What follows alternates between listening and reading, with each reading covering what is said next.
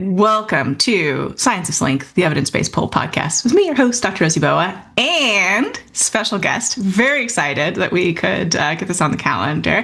Àngel Casas, who is a trainer who really focuses on body positivity. Well, I should say body liberation coaching, anti-diet, weight neutral, all that good stuff. Some of y'all may have listened to the episode that we did with the dietitian a while ago where we talked about some of these things, but we're going to be digging in. And before we get into it, just an FYI, we'll probably be talking about eating disorders. We might talk a little bit about religious trauma. We'll definitely be talking about body weight and diet culture and fatphobia. So if that's not for you today, I'll see you in the next episode. And if it is, welcome. I think you'll like this conversation. I'm very much looking forward to it. So, Angel, tell us a little bit about yourself. And I think in particular, it would be really helpful because we are all sort of swimming in diet culture. We're all swimming in anti-fat bias and fat phobia. How did you come to the place where you're like, wait a minute, something's wrong here? Yeah, thank you so much for having me. I'm so excited to be here. I've listened to a couple of your episodes and follow your work. So just love the great work that you're doing of creating a positive experience for folks to show up as they are in all body sizes. Yeah, super excited for this conversation today. I think just for some context, that would help just to how I came to that, how I arrived to that conclusion. I was raised in a religious cult. My body was constantly controlled. We were constantly having rules about what a good body is and what a bad body is. A good body goes to heaven and goes to paradise. A bad body goes to hell. So just being raised around how my body needed to be controlled was just something part of my childhood and my upbringing. I started to have a lot of curiosity around my sexuality, but everything that I read in the Bible and everything that the church leaders said it was horrible, it was bad. So I suppressed a lot of my, now today we call this queer identity, right? But back then it was just my sinful thoughts. I ended up getting married to a woman. We had kids together, and I did everything possible to obey my parents and obey the church, but something inside me, which I'm sure a lot of us can relate, we don't have an answer or a name for it, but it is just something telling you you need to get out, you need to leave. So I did. I left the church. I got divorced. I came out as a queer man, and I felt like the world is my oyster. I can do all the things, right? As many of us do when we get unlimited freedom or when we find it. And so for me, like I've yo-yo dieted my whole life. I dieted with my mom. A lot of us learn diet culture from our mothers. We dieted together. We did weight loss challenges together. I've lost over 100 pounds multiple times. And the last time I did it was right at COVID. So when COVID hit, right, we were all just really segregated and we were needing community and connection. So at this point in this weight loss journey, it was like, I don't want this weight to ever come back. It is horribly difficult to diet and to put your body through all that harm. What is the one way that I can keep this weight off? And for me was I want to start a weight loss business. So I grabbed up a speaker and a QR code, and I went to the lakefront here in my neighborhood, and I just started to host these fun fitness classes. And I added a little bachata, merengue, cumbia vibes to it as well. And these classes just spread like wildfire, and folks started to really enjoy it. And then they asked me for personal training. And I was like, me, a personal trainer? Like, never, right? Like, the fat guy was like, what? I can't do this. This is not possible. But I went and I got all my certifications and I started to train folks. And I started to get very triggered when I started to work with folks who have had eating disorders.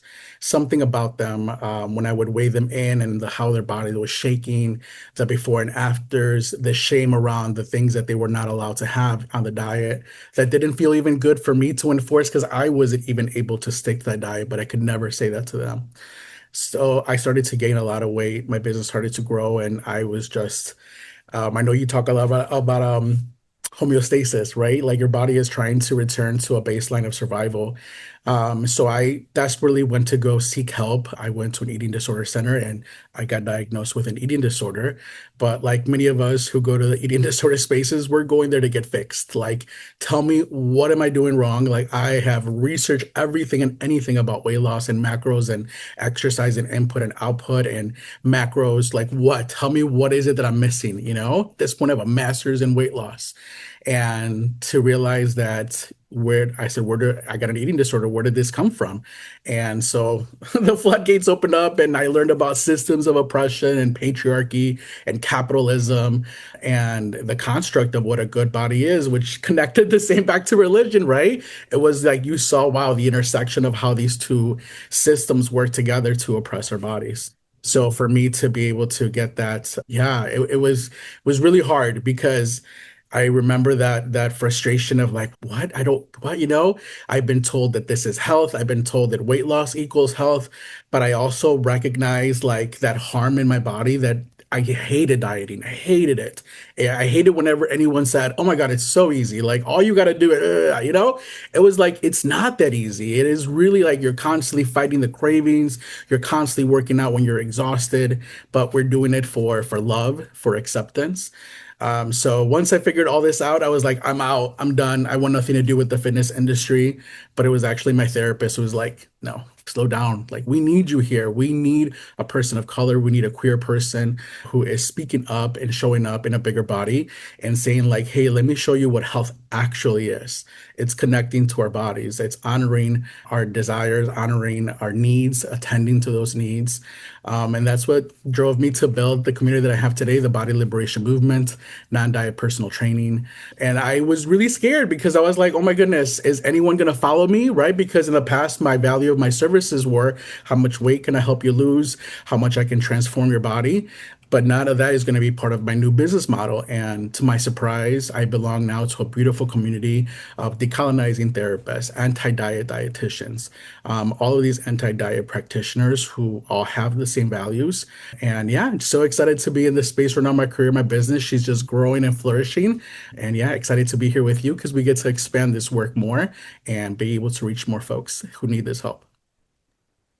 Yeah, and it is a constant uphill struggle. I know you mentioned going through personal training certification, and like when I did mine, I would say about half of the total certification time was like, and here's how you help people lose weight. And like at that point, I was already, sort of aware of diet culture. I'd gone through my own eating disorder journey, and I got to a point of like fairly stable body neutrality. And I was like, this scientifically, based on the research, doesn't work, right? You are selling somebody a Scam. product. Yeah, it is. It is a scam. Yeah. Do you want to talk about that a little bit? Yeah, it's a big scam because the industry, the fitness industry as we know it, it's not health.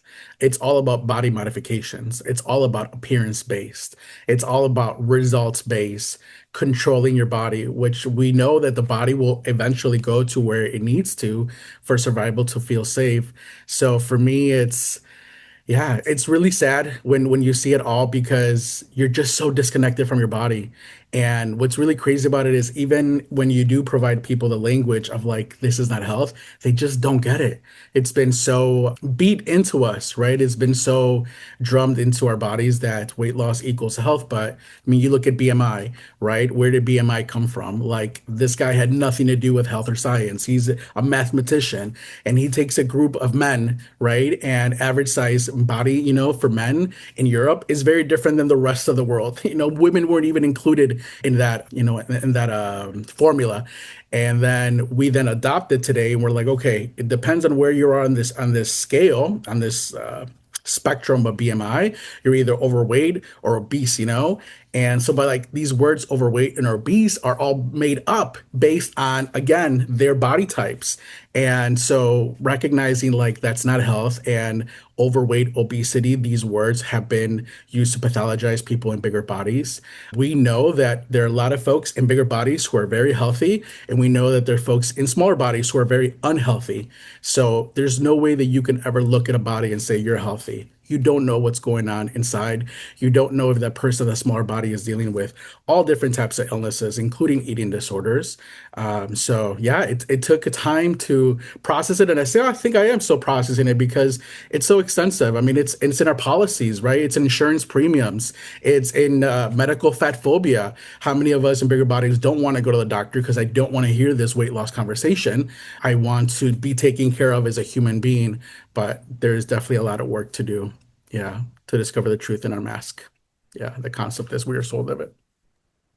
Absolutely. Yeah. And I mean, this is very real negative consequences for people, right? We talked about eating disorders, much less likely to be correctly diagnosed and treated in people with larger bodies. In general, diagnosis times for people with larger bodies is just longer than it is for folks in smaller bodies.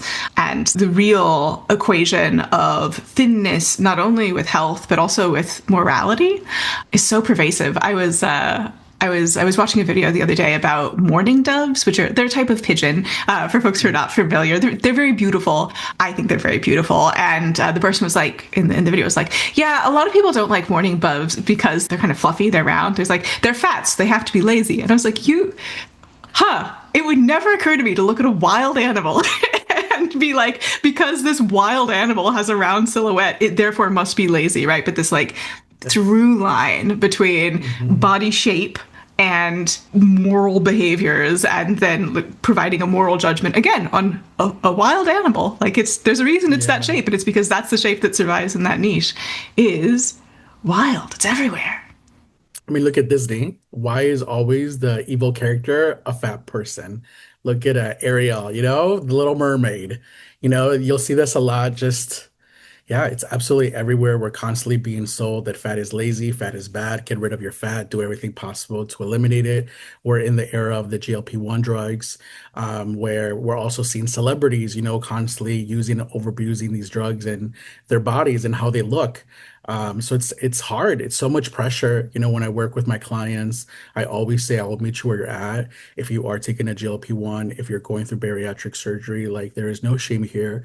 Let me help you through a harm reduction approach, because a harm reduction approach is much more humane than giving folks the shame, right? The shame trip of like what you should and shouldn't do, and helping them become the agent, their bodies, becoming the experts of their bodies, and building that trust and that agency with them is so important in a world where we're constantly being told to shrink your body at all costs.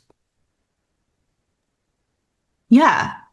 Yeah, it is an ongoing relationship with yourself that also like reflects out into the wider world and your relationship with other people as well. You mentioned health at every size. And if we are decoupling the idea that, okay, healthy is skinny, fat is unhealthy, which is also just sort of historically also fairly tightly bounded sort of viewpoint. This is certainly not cross-culturally or cross-historically true. Yeah.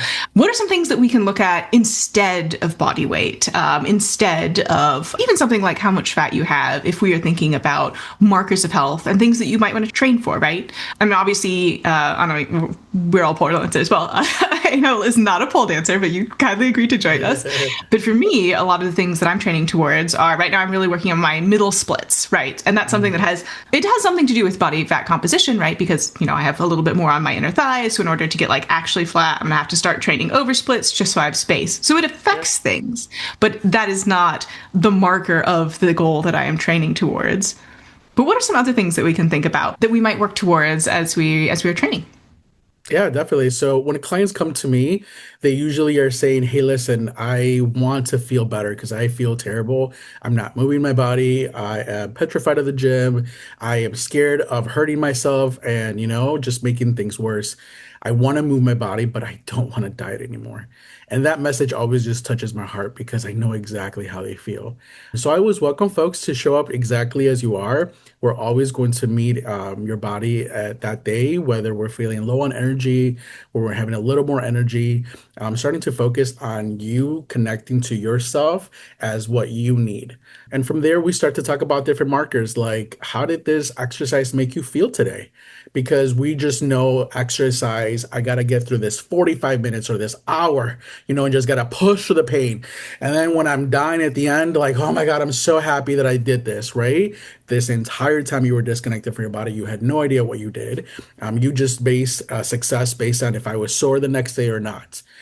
So learning how to check in with markers of where I always ask my clients, where do you feel the strongest today? And you have to drop into your body and check, wow, okay, I feel really strong in my arms today. Tell me a little bit about activities of daily living.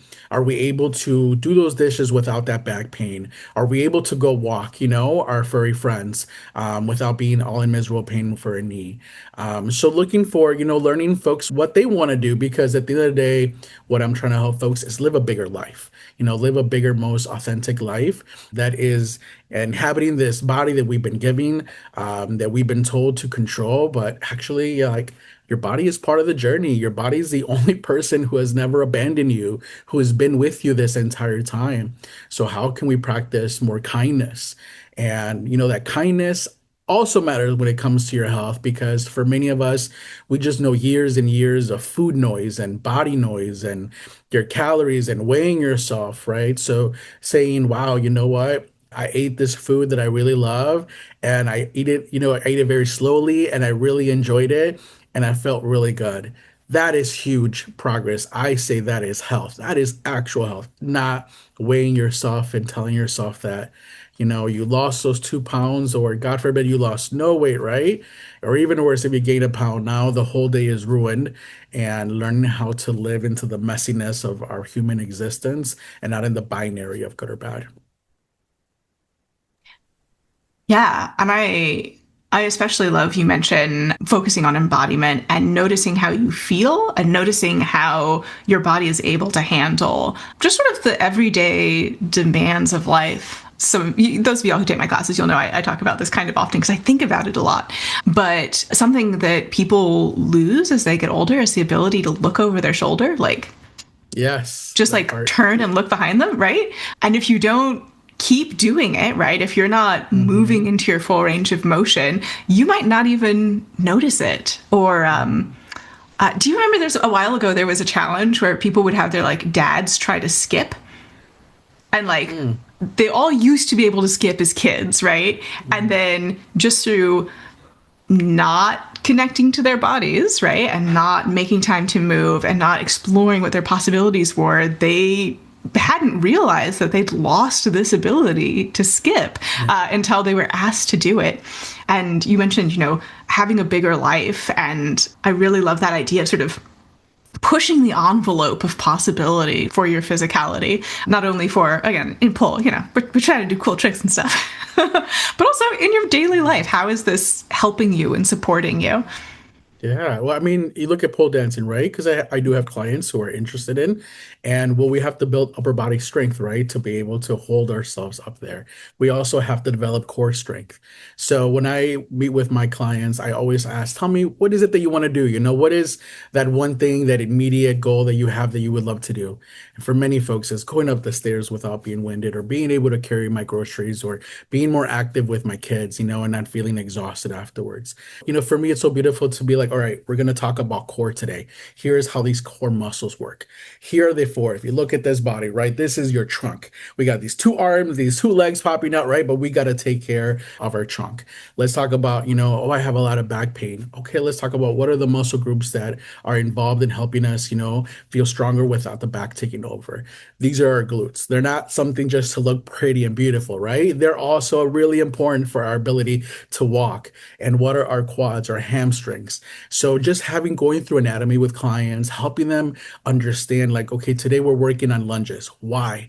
Not because, I hate lunges, they're terrible, they're horrible. I hear you. We have this horrible, highly traumatized relationship with movement because we've been told you gotta push through pain. But what if we just did a few lunges and we took breath?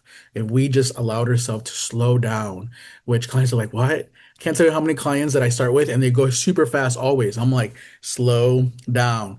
But we've been conditioned this way. You got to go faster, burn more calories, get your, calorie burn up, So it's so weird. It feels, I can always see like the first few months of them looking like, what? Slow down, breathe more, rest.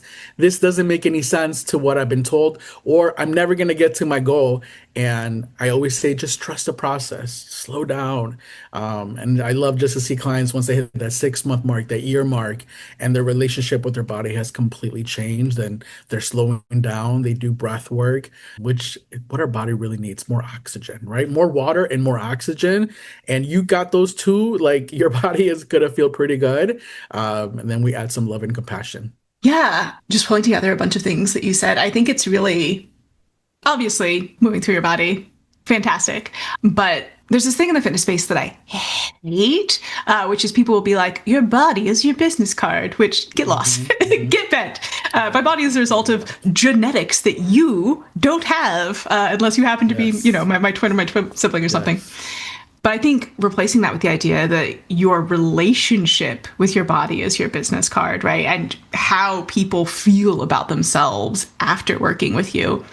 And I've been thinking a lot recently, for maybe obvious reasons, about authoritarianism and how prevalent and pernicious it is in the fitness space, where you come to a place where this should be time for you to focus on your own physicality, and instead it's other people taking complete control of your movement and creating this, like, completely, like you mentioned, removing your power over yourself. And the journey of becoming your own authority on your body, right? In my 20s, when I had a much worse relationship with my body, I would never in a million years have gone to a fitness class and in the middle of it been like, I need a break. We're not taking one, but I'm going to take it because I need that. What is that? Oh my God, never. Right? The shame of people Absolutely looking not. at us and the instructor. God, never. And now I'll do that on a Tuesday, man. I'm not worried about it. If someone asks me to do something and I'm just like, it's not in my body today, I'm just not going to do it. And being able to go on that journey to being, okay, I'm going to have somebody else tell me everything about my body and I'm just going to blindly follow that. And I'm going to buy into this authoritarianness power structure to, on the other end, be like, no, I'm the authority on my body and I get to make decisions is, God, it's hard.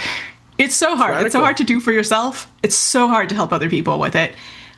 How do you help people on that journey, right? Because it is, because at the same time you're doing that, the diet culture, the fat phobia is just simmering around you, right? You only need to log onto Instagram. Yeah. Yeah. A couple of things you shared that came up for me. Speaking of the scam, these fitness influencers, these fitness trainers with these six-pack body thin, they were born that way. They've always had that body, but they're trying to tell you that they're doing all these things to get that big juicy booty, to get those six-pack of abs, when in reality, like, this is their body composition. These are their genetics. This is where their body is at in their metabolism. I mean, my son, he does everything possible to put on weight. He just can't. My father is the same way. Like, we all just come from different genetic backgrounds. And then the further harm is then they use that position to create power dynamics of, I know best. You have to listen to what I say. Do as I am telling you to do. And that is just so harmful. So when clients come into my space, I want to name that. I'm like, in our space, we're going to do everything possible to remove or to lessen the power dynamic, because I can't say we're going to take it away, right? Like, whenever you're in a coaching relationship, the client is looking for you for your support. But what I always do is, when a client, I say, how does this feel? Tell me what's showing up. Is any pain coming up? My lower back is really pulling. Let's pause. This is what I call attend to the wound, right? Let's take care of this area. Let's do a little bit more hip mobility work to help loosen the hips up. And then just walking through that journey of like, wait, what? I can speak up. I can say something hurts. I can say, hey, can I have a little longer of a break? And not be met with shame. For folks in bigger bodies, us being out of breath is so hard because all the trauma comes up. I'm fat, I'm bad, I did everything wrong, I need to fix this, right? And that's just trauma that's been constantly perpetuated to our bodies. So when I see my clients out of breath, I'll be like, let's slow down. Let's take big, beautiful, deep breaths in, really like fill our body with oxygen. I love to do a lot of belly work. We've been told bellies are bad, suck it in, hide it, don't let anyone see it. But all the wisdom is in our belly. I do body liberation coaching with my clients where we sit down and we name systems of oppression, where we're not doing any workout movement. We're just helping identify where this is showing up in our bodies. Who taught us this rule? For many of us, we have generational trauma that we learned from our mothers and their mothers and their mothers.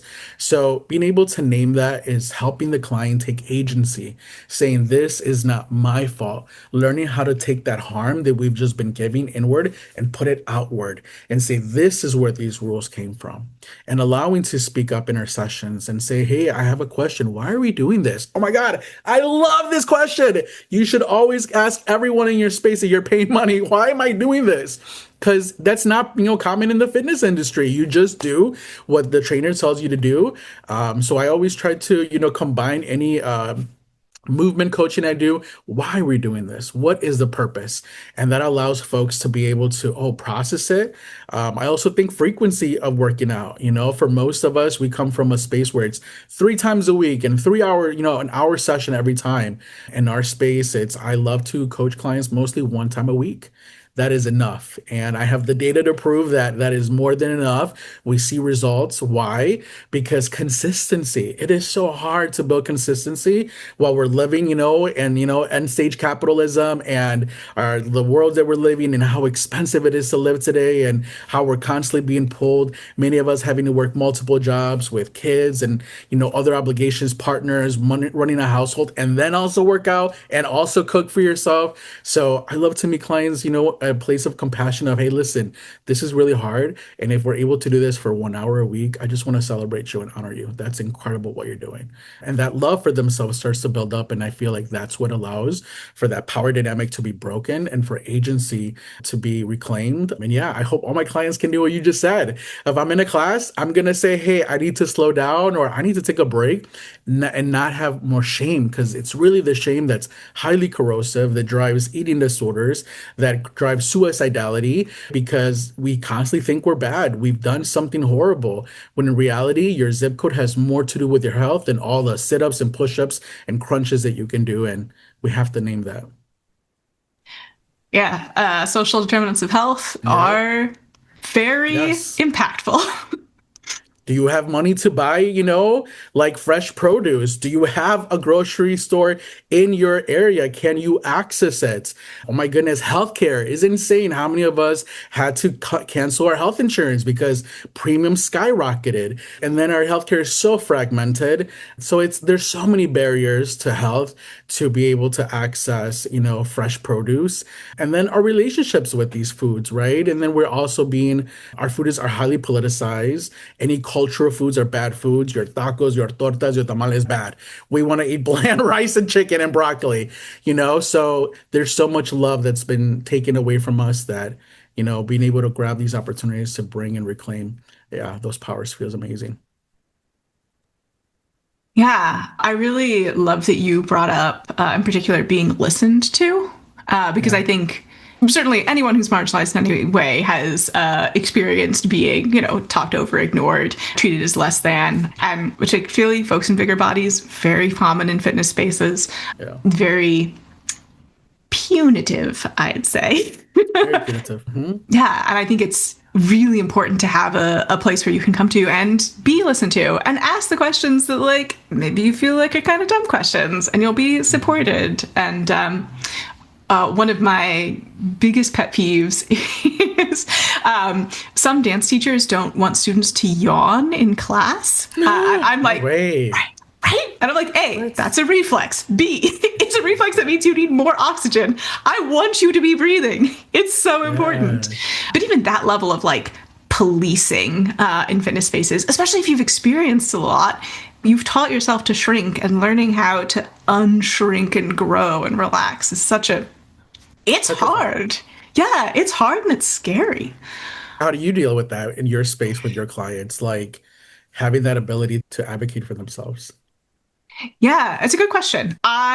It's a good question with complex answers. So one thing is that I teach live, but also a lot of my students do the recordings. Mm. So being able to literally pause the recording. I'm also trying to be very mindful with my cueing. And I also, in all of my classes, always include self-directed movement of some kind. So freestyle dance, which is where you are So that. coming up with what you're Yep. doing, is really core to my teaching philosophy. And I think it really helps build trust in your body. It helps Yeah. build trust in your movement. And also it's fun. And also you choose the intensity, which I think is really, really important. And Hmm.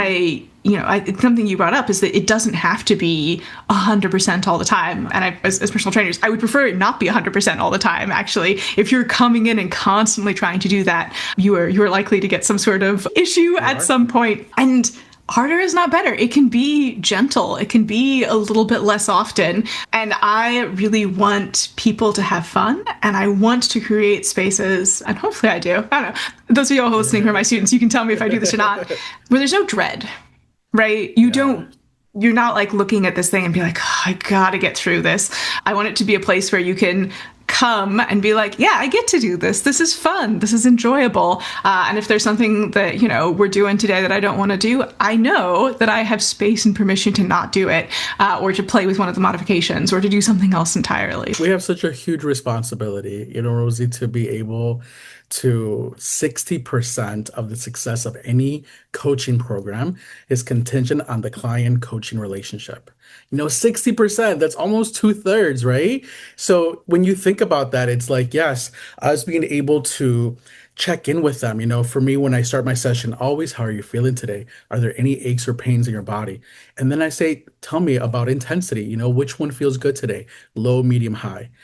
Something else that is really important for me is I helped track my clients' cycle aware dates.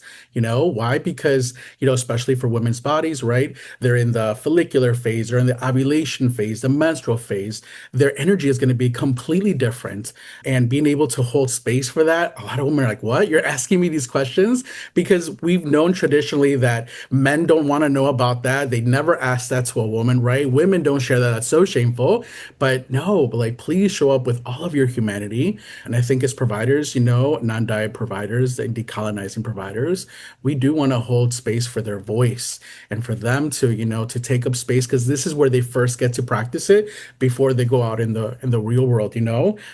So yeah, I love to hear that. I love connecting with other, non-diet providers, because we're leading the rebellion. We're leading, the tear this whole, system down, burn it to the ground. There is no let's rebuild this thing. No, tear the whole thing and let's build something new. Yeah. And also creating a thing that's new, that is enjoyable and Yeah. pleasurable and fun and a nice time and good for people. Creating space where not only are we deconstructing things, but the things that we are constructing are better, are Yeah. nice, are good. Yeah. It's so important. Who, Hmm. who said the master's tools will not dismantle the master's home? Yes, right? I should know that. I'm with you, but I think about that a lot, right? Like we need to build something different, something, as you said, where there is space for enjoyment. Just the experience that we have in our sessions together with my clients of getting to just check in and catch up on the things that are important to them as we combine it with movement gets them really excited. There's a lot of times where I'm like, we're at a time like, what? Oh, an hour went by already. How is this possible? And that gets me really excited because yes, they're starting to connect with joy, with pleasure, with happiness, excitement to show up for their next session. So I 100% agree. Let's bring some joy into the movements. Absolutely. And I looked it up. That was Audre Lorde. Good, nice. Yes. uh, if folks wanted to connect with you, wanted to keep up with you, learn more about what you're doing, maybe work with you as a coach, how would they do that? Yeah, that's how Yeah. you get that question. Welcome to reach out. My website is nondiettrainer.com and I'm on IG, the anti-diet trainer.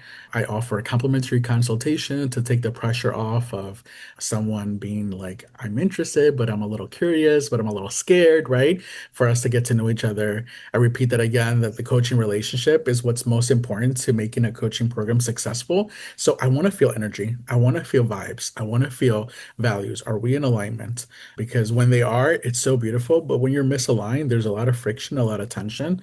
A lot of folks come to this space wanting support, but they're very fixated on the weight loss aspect of it, and I'm just very transparent about, like, of course, we're going to hold space for your weight loss desires. Like, I have weight loss desires because I live in a fat phobic world, not because I want to cause harm to my body, because we want to fit in the airplane seats, because we want to be able to, be treated and seen as humans.